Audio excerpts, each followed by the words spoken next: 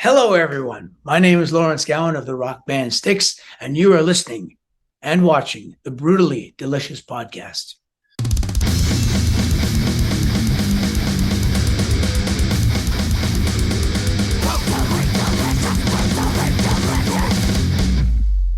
Good to see you again. You too. Okay. It's been a long time. Right, so we got Bruce and we got Chris. Yeah. It's been a long time. You doing okay? Fantastic. How about yourself? I can't complain at all. You guys are on the road. Where are you at today? We are in Boston. Hang on, I'll show you Boston. Boston. Yes, Boston. Nice. Boston. Nice. Right across from the Boston Common, which is one of my favorite spots. Oh, nice. How the Boston show's been Common. going?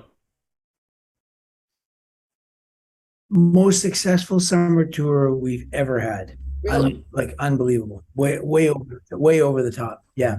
Our manager keeps calling us going, I can't believe this is going the way it's going. And yet we kind of can believe it at the same time, because I think people have just been so hungry to get back to seeing shows, and we've got a great package this year with Loverboy and REO Speedwagon and Styx, and each band is kind of at top form, so it's really, it's kind of exploded is in the best possible sense of that word.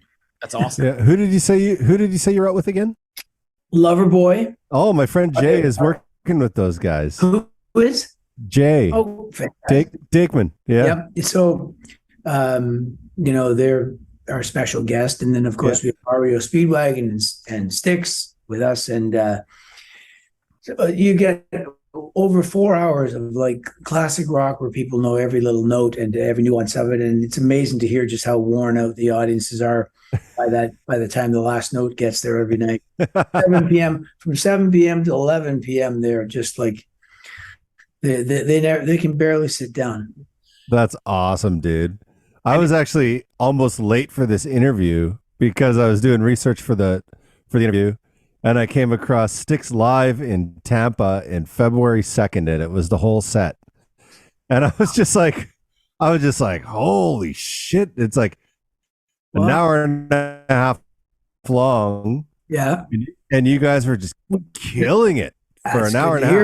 Well, I'm glad you found that. I'll go looking for that now too. Yeah, you just have to Google Styx Live 2022. It's the first thing that comes up. Yeah, good. But but the thing that struck me when I was watching the video is your drummer is absolutely hammering the shit out of those drums. Like he doesn't hold back. And the other thing is that the entire band sings. Yeah. Everyone, including Todd, our drummer. Yeah. Like that's not something you really see anymore. You don't, quite honestly. And it makes me feel bad for bands that only have one singer. It's great when you get various characters and various personalities appearing in the songs. What struck me was watching the Beatles get back a few months ago, was that they had the luxury of having 4 great and very individual lead voices, had a distinct character they brought to it, and then the blend of them singing together was, like yeah. You could say it was classic. It was perfect, baby. Is what it was, and the perfection. And I do feel I did feel that the same kind of thing, with the luck of having a band like Styx with JY and with Tommy Shaw and with myself adding lead vocals there. And then the blend of all of us is very, it has a lot of nuance of various characters that show up on any given night. And I'm glad you noticed that. At first I was like, because like, I don't know about your age, but I know some of the guys in Styx are like in their late 60s for sure. And I don't know about the drummer's age, but like, he's got a double kick set up, and he's just hammering the crap out of the drums. Todd has got incredible everything, incredible dexterity, fortitude, stamina, all of that. But on top of everything else is just an unbelievable. He's one of those drummers is actually a musician. Nice. There are a few on the planet, and he definitely qualifies. He's more of a musicologist, I think, than any of us in the band, and he can pinpoint uh, discrepancies in if there's anything to do with pitch or anything at all to do with how we're approaching a piece. He has more insights, than just I'm here to I'm Thing here that to beat my really bongos. stuck out to me is not only how much fun the audience is having, but you as your Styx seems to be having like the best time they've ever had in their entire life. I And that blows me away because a lot of touring acts get things and Yeah. but you're up there and it seems like it's like the best thing that's ever happened. Well, I can tell you, I'm as entertained as the audience is when I look across the stage. I can see, it's a band of very extroverted performers. Let's put it that way. That are all very engaged within the band and with the audience in a really seamless way. So the whole thing becomes a very factor to it with the human connections that are going on thousands at a time are firing up all kinds of and I guess you'd call them endorphins or whatever it is, that we're all kind of in a euphoric state up there, Yeah. and the audience, and it's a very infectious thing. There's thousands of people with gigantic smiles on their faces and their arms in the air, and that's the greatest way to end a day, a show, So, anything in your pardon me life. for saying this. I'm Canadian, and I knew about you long before I knew about Styx. I don't have to pardon you for saying you're Canadian. Well, hey, I mean, it's a very Canadian thing to say. Excuse me, I'm sorry, I'm Canadian. I'm sorry. So I have to say this. Sorry. Yeah. Sorry. But I knew about you long before I knew Yeah. about Styx, and you're an amazing singer. What's it like sharing the stage after being like as successful as you were in Canada as a songwriter and a singer? What's it like going from that to sharing the stage with multiple people that take lead vocals? That is a deep question because it's funny. As a solo artist, I always preferred, and I have many favorite solo artists. I preferred the band dynamic because from everything we just discussed, there's the unpredictability of what happens when various characters get together and make music is part of the character of this entity that becomes a band. That is even beyond the sum of its parts. It has a whole spirit to it that has to survive, etc. So that sounds. I welcomed the opportunity of kind of working with others, and I began to kind of learn that. Funny enough, starting from about 1990, when I started co-writing with people, even on my solo records, and I liked the bringing in fresh, kind of unusual ideas and bouncing them off each other. And when I joined Styx, I found, well, this is an environment where this happens all the time. It doesn't mean there aren't multiple frustrations that could come along with that, because we're human and we think we're going in one direction, and then the next thing you know, we're heading in another, and we have to deal with unpredictable elements that come in. But eventually they lead you, if you trust the people that you're with and if they have trust in you, they're going to lead you to something that's really beyond what anyone as an individual could bring up. So a prime example, I guess I'm going to have to bring this up, is that the title track of the new record, Crash of the Crown, it features 3 lead singers. It starts with JY, then it goes to Tommy, then Tommy and myself, and then I take over on the end. And just the arc of that song runs through such a gamut of characters, personalities, and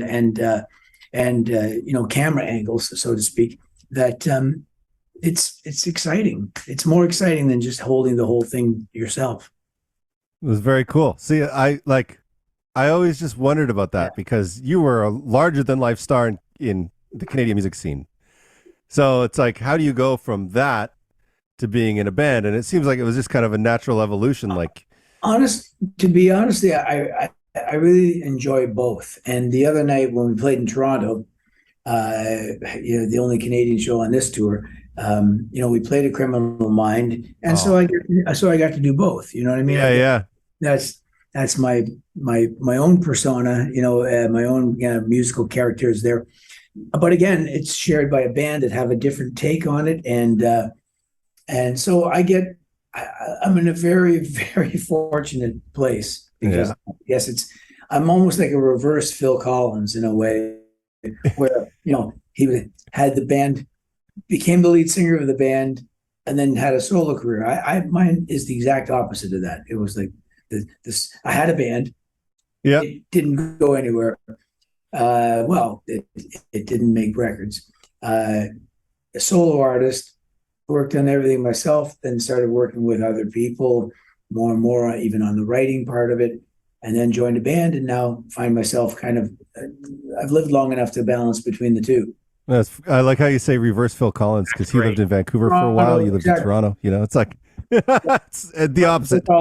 We're actually maybe we're parallel universe people. I saw Genesis. It was the first show back after the thing that happened in 2020. There's this thing. Anyway, just fantastic. When I saw him on stage, I saw Genesis. First of all, they were playing as good, maybe better than I've ever seen them. And the way the heartbreaking thing, of course, of noticing that he can't get on the drum kit, Right. but the poetic weight of his son sitting behind him, nailing the parts, just phenomenal. And Nick Collins played, and Phil himself having these great lyrics and his storytelling capabilities, all within a band, and still being able to convey that and to project that was very weird. I was reluctant to go to the show because I knew he wouldn't be playing the drums. I left thinking that might have been the best Genesis show I ever saw. Oh, wow. So it's pretty incredible. Yeah. Yeah. Well, Genesis was a little before my time, but I watched a VH1 behind the music, where they go and they look at the record, how it was made and stuff, and the history of the band. And I was just like an instant convert. I just couldn't believe how good they were. That's it. You can't believe that they're the closest thing, I think, in a lot of ways to a Beatles story, where you've got. Can you imagine if, take for example, they had that cataclysmic thing that happened when Peter Gabriel left the band, right? Yeah. And I remember even at the time thinking, well, I'm just going to follow Peter Gabriel's career, which of course I did. He actually wound up becoming my favorite solo artist. But then the idea that the drummer, whose name I barely knew at that point, I knew, I think he sang one song on, I think, Selling in England by the Pound. And I know, great drummer, but I didn't know he had that kind of capacity. And each player is the idea that they all met. Just the idea that those people, all four of them, all met at school. And then the next guy that comes in is Phil Collins. It's a pretty phenomenal story. It's funny. Todd and I, you talk about our drummer. We try to think of the equivalent of that in other bands. And we like to say, imagine if at the height of U2's career, if Bono left the band and Larry Mullen became the lead singer, that's as shocking. And the band ended up being more successful, not less. Yeah. That would be the only equivalent we can think of, really, that would equal that phenomenal occurrence. That was the thing about it, that documentary too, is that they were like, when they decided to make Phil the singer, the label was like, yeah, you guys are done. Like, we don't want, no. Labels, they always know. Yeah. Right. I was lucky enough to see Genesis at Madison Square Garden on the Abacab tour. I don't know. Oh, you lucky man. 83-ish or something. Yep. I saw that at Maple Leaf Gardens. Yeah. Yeah. Yeah, that was back in Maple Leaf Gardens. Yeah, right at their height. Absolutely. 83 is probably the pinnacle. Yeah. What is a Man, Maple Leaf Gardens, you're making me feel nostalgic here. That's okay. You're just a kid. We're trying to tell you about all the great things that happened back before. What does the Styx audience look like now? I imagine you've got multi generations, right? Because you got people like me bringing their kids to a great summer show. When we come off stage just about every night now, and this started in, believe it or not, about 12 years ago, but it's become more and more ingrained. The audience is skewing younger, not older. And we looked out at the audience just the other night. We played, well, the last 2 nights we played in, we're in Boston tonight, last night, Saratoga Springs. The night before that was Toronto. And we look out at the audience, we see it's the age range goes from about 10 years old to people in their 70s.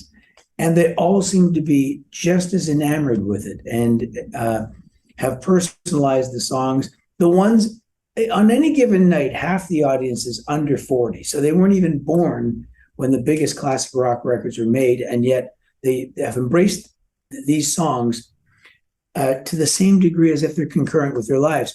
And sorry to go back one step. Same thing happened at the Genesis show when I was there. Same thing happened at the last show I saw before the break, was Elton John. And behind me was a row of young people who weren't even 20 singing every word to those songs.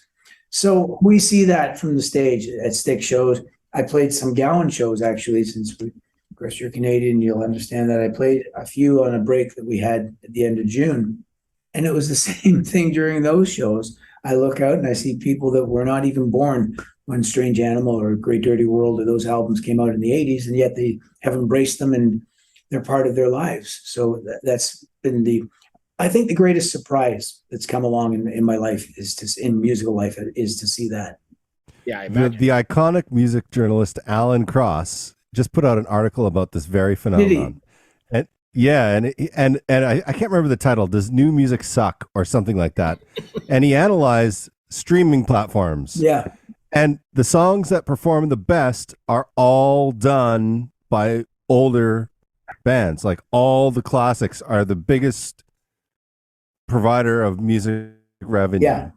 Yeah. And the new music doesn't get nearly as much. For example, well, I don't know why that is, but I have a few theories, but they may not be all that relevant. The new movie Nope, N-O-P, that Jordan Peele's new film, and it went to #1 box office. I went to see it because one of the main songs in the song that he used for the trailer was Strange Animal.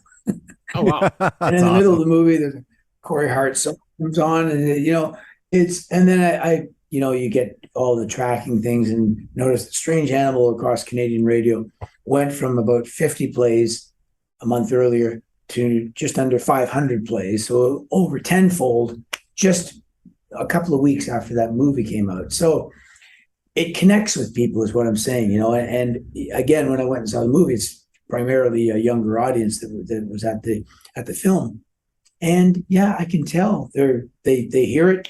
It stays with them melodically. Something's going on, or lyrically, there's something they can relate to right away. And I think those are a couple of the great features of the rock era. After all, and Alan probably pointed this out in his article, I say this all the time. Rock music is the great musical statement of the last half of the 20th century. It's indisputable. Yeah.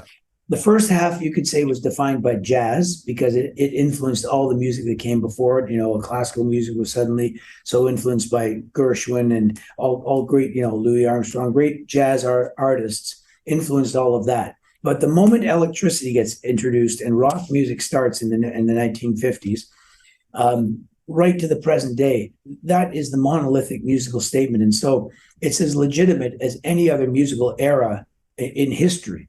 So why wouldn't it? It's amazing that we're so surprised by this, that it has connected so well with people. There were probably people, I'm going to guess, in the mid 1800s, there were probably people going, this new Tchaikovsky stuff it's really good and I like it, but the Beethoven stuff, I can't get enough of it. Meanwhile, Beethoven died like 25 years prior to that. Then probably by 1900, they were listening to like Stravinsky or something, and then going, I like Stravinsky, but that Tchaikovsky stuff is killer, right? Yeah.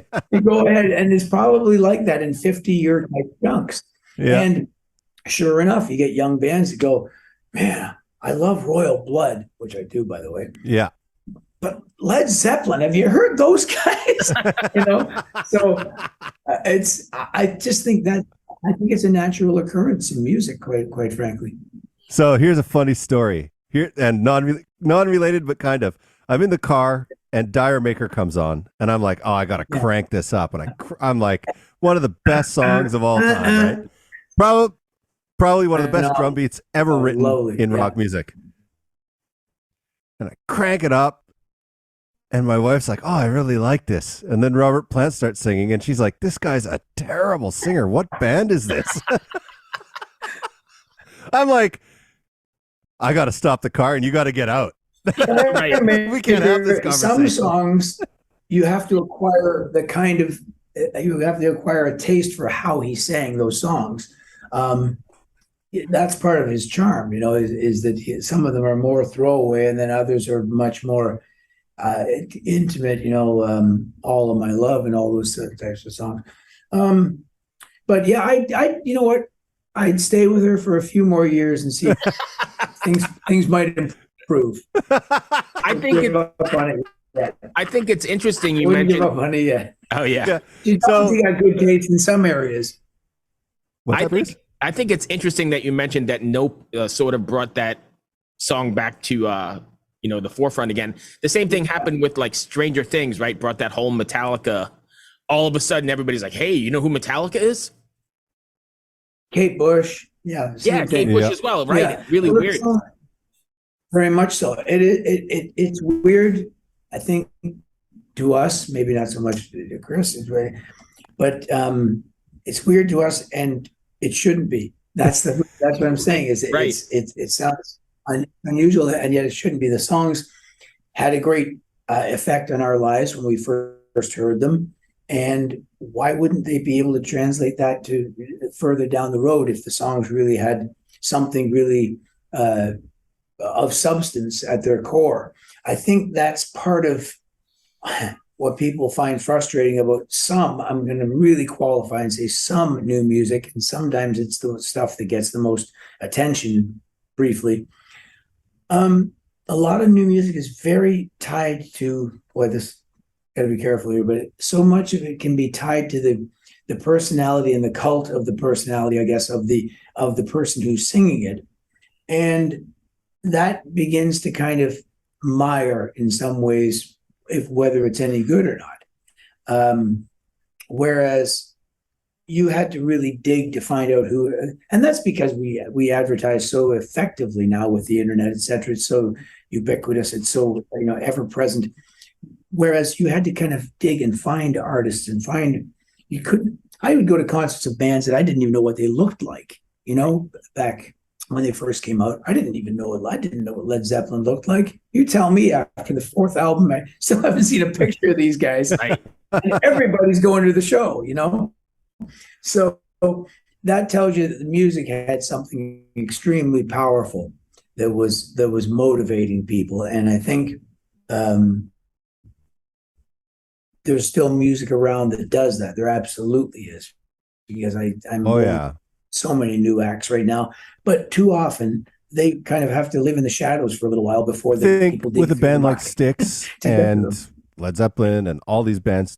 Do you think a part of why people kind of are gravitating more towards that now, even the younger generation, is that the recordings were actually recordings of bands, and they're not so overproduced? Yes, I do. That's a really thick subject, but we noticed that part of the phenomenon of the digital, revolution in music and in our lives has brought so much great stuff with it. But like every great invention throughout history, it does something great and it does something terrible. They all do. The automobile, what a fantastic thing it is, and it's poisoning the planet. So anyway, Still got them. So Yeah. with I'm going to bring up the fact that the last two Styx records we made, which were really successful. I mean, Crash to the Ground went to #1 on Billboard's rock album chart. They have a separate chart for that now. But with the Mission and Crash to the Ground, we realized the whole digital world doesn't really jive well with the sound of classic rock. Therefore, we have to we have to find studios that have the analog gear that we can record as if it's 1978, 79 again. Put down our phones, not not have our day distracted by all the digital wonders that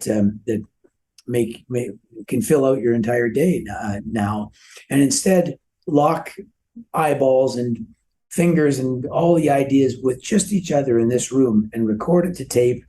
And there's even a nuance to even smelling tape on it. Oh yeah. I know it's weird to say. No, tape has a smell. It definitely does. A whole tactile thing that kicks in, and it's your sensory experience. We wound up making those two albums, The Mission and Crash to the Ground, where they sound and they feel like classic rock records that were concurrent with the classic records of Styx. And that's how we felt, and that's how the majority of the responses that we've had from them have been. It's one of the first things I noticed when I was listening to that single, Crash to the Crown. I was just like, oh my God, this sounds analog. Now that doesn't mean that we don't use some digital technology for things like editing, for things like putting things together in Pro Tools and it's all those types of things. It's just that we didn't start from that. That wasn't the starting point. The starting point was to make it feel like we're recording it in that era. And I think in the end, it makes it more organic, right? 100%. Everything about it has. There are little, like what you're saying about Dire Maker.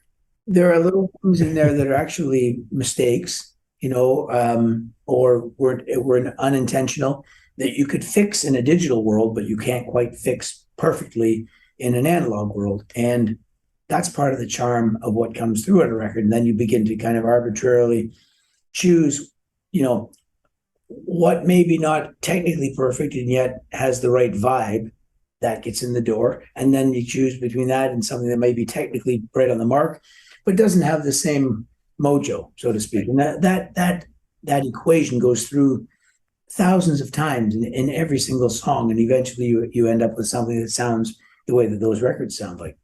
How hard was it finding a studio to record on tape? I have a great studio with a partner in Toronto, and I bought an old 2-inch machine, Studer machine years ago. Oh, really? Yeah. Which Studer? Studer A800, A8. Oh my God. And then the 880. And then I have the A800 that we mix to, or it's the other way. One of them's an Yeah. So we mix to that, and then of course in Nashville, there's great studios that have all that gear. We recorded all of The Mission at Blackbird, which is a studio. Yeah, all that beautiful. And all the engineers that still know how to fix it. That's the tough part. Is when it busts. Who here knows how to put this back together? And finding the parts is probably I worked on tape as an engineer. Next to impossible. Yeah, I worked as an engineer on tape from like 98 to 2002, somewhere in that vicinity. And man, there's so much that goes in to making sure that the tape is even just ready to go. You don't just throw it on the machine and hit record. You notice I mentioned about editing. We go to digital. That's because, the amount of blood that is spilled with the razor blades that have to keep cutting tape. It's not right. Yeah. There's this meme that goes around and it's this old man and he's like this. And it says, back in my day, and I made one that says, back in my day, razor blades and alcohol meant we were recording to tape. That's right. That's right.